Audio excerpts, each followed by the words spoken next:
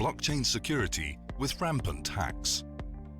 Over $15 billion have been stolen from cryptocurrency exchanges. How do we ramp up security to mitigate these risks? Pascal Gauthier, Ledger.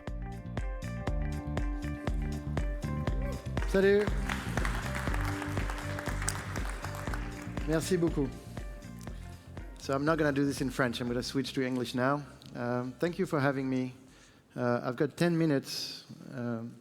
The countdown is somewhere. I've got slides. I don't need actually slides. Raise your hand if you want to see slides. Yeah, you want to see slides? I'll show you my slides. They actually suck, so fair warning. I've got sucky slides. The most important is what I'm going to say. And what I'm going to say is very easy. So you're not going to come out of these 10 minutes thinking that I've changed your life. But actually, it's because it's easy that it's very important. So one thing that I always do, raise your hand if you own a Ledger Nano S or one of our products. OK, that's good, but we've done better in some conferences. So for those who don't know Ledger, because you haven't raised your hand, Ledger is a security specialist in the crypto industry. We've been known for one product that is called the Ledger Nano S. We sold 1.5 million units of the Ledger Nano S, which looks like a USB stick, and it's actually used to protect private keys. And it's actually used to protect private keys when you don't use them, but also at the moment of transaction. So thanks to your Nano S, you're sort of safe all the way. It's based on a chip and pin technology that never reveals the private key at any moment. So even when you do a transaction online, even when your Nano S is connected, it will never show the private key. So why do we think that what we do is important? Number one, slide, OK. They say 15 billions, we say 2 billions, whatever, but you know that hacks is sort of something going on in the industry. Exchanges are being hacked. If you're enough on Reddit and Twitter, you see users being hacked every day. And cryptocurrency is great, crypto is great, but it's actually the easiest asset to steal on the planet. If you think about it, to steal crypto at scale takes a few hackers, a lot of intelligence, but you can steal 40 million. You can steal 7,000 bitcoins from Binance, which is one of the largest exchanges on the planet right now for crypto. Think about gold. Think about cash. When was the last heist that you know about where someone got into Fort Knox and extracted that same amount in gold? It's actually impossible. To steal, there are many assets on the planet. If you think oil, if you think gold, if you think cash, to actually steal them at scale, you need to have an army. With that army, you invade a country, and then you can steal all their gold. But there are not many other ways of doing it, apart if you're in a James Bond movie, of course.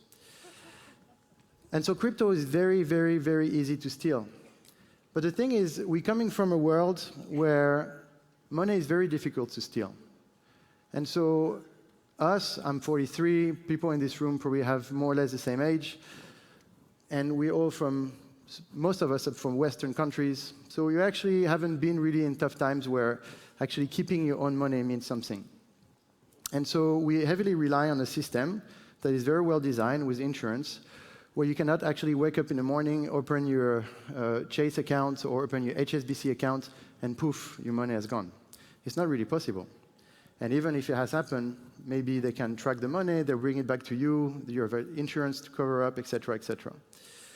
It was not the case. When I entered Bitcoin, I actually remember always my grandfather, who used to live in the east of France. And for him, he always had like gold and diamonds and money at home. And I always wondered, I didn't think much of it at the time, but as I entered into Bitcoin, and since he went through World War II, it was interesting to me to see that those people that have been through very difficult times where suddenly the fiat value can drop very quickly, they become their own banks. They want to have the diamonds, they want to have something that is that you can divide, that you can carry with you, etc. All those properties that you see in Bitcoin.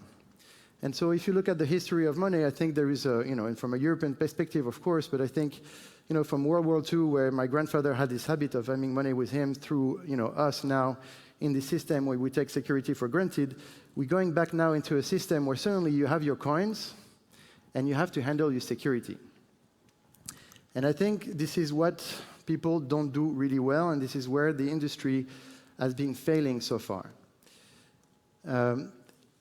Why? Because number one, we don't really think security, and we say, oh, Bitcoin is great, it's decentralized, you become your own bank.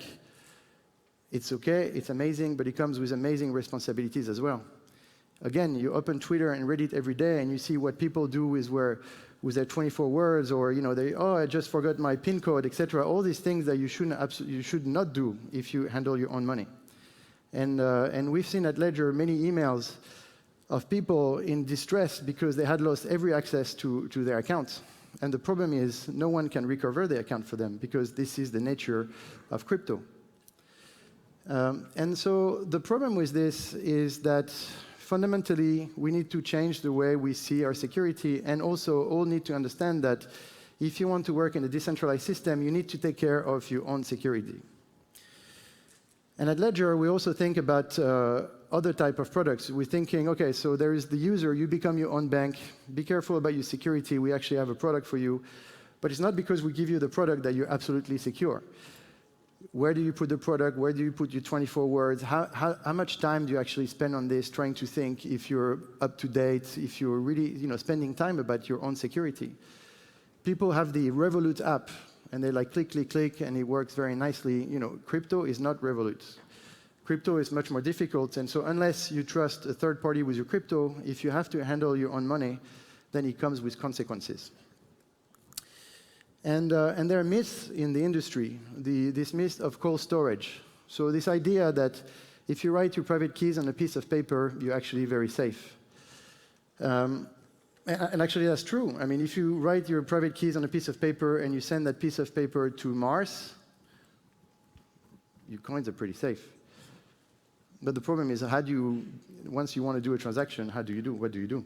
You go back to Mars, you take your piece of paper, you come back to Earth, and then you enter your private key into a browser, and this is when you get hacked. And so the problem is, cold storage is not the solution. It's actually a very low-tech solution for a very critical problem for the industry. Because if the industry wants to thrive and become a real industry, you need to be able to use your coins with the same security scheme. What cannot happen in the future is to say, as long as my coins are in cold storage, I'm good, but as soon as they go into my hot wallet, then I'm at risk. That's impossible. And as you know, I don't know if you guys work in the financial industry. Raise your hand if you work in the financial industry. So there's a bunch of you. As you know, you cannot say, oh, I'm insured for my cold wallet, but when it goes to hot wallet, I'm not insured anymore because no one wants to insure that. There's too much risk. And actually, all the hacks that you've seen, most of the time, there are either two things. Either the hot wallet is getting hacked, or there is a process issue within the company where someone can actually steal the coins. And so if we cannot build technology that sort of helps the user and or the enterprise going through the whole journey of crypto without losing security, that's much better. So what needs to happen is new technology. And actually, that's what Ledger brings into the market. But this is not about Ledger. This is about fundamental issues for this industry.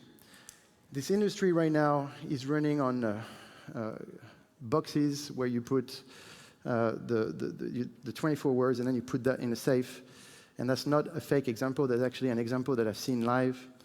Or hedge funds or big financial institutions that runs all their fund on the Ledger Nano S. That's also something that happens everywhere. But that's not real technology. The Nano S is cool, but it's not made for the purpose of a financial institution. Because for a financial institution, of course, you need security. Of course, you need to make it easy to use the coins. But on top of that, you need to have a solid layer of governance. So what Ledger brings into the market is actually real technology that allows you to use your coins, whether they're cold, whether they're hot. Actually, we don't care about the temperature. We just want you to be safe, whatever you do, and to guarantee safety throughout your crypto journey. Thank you.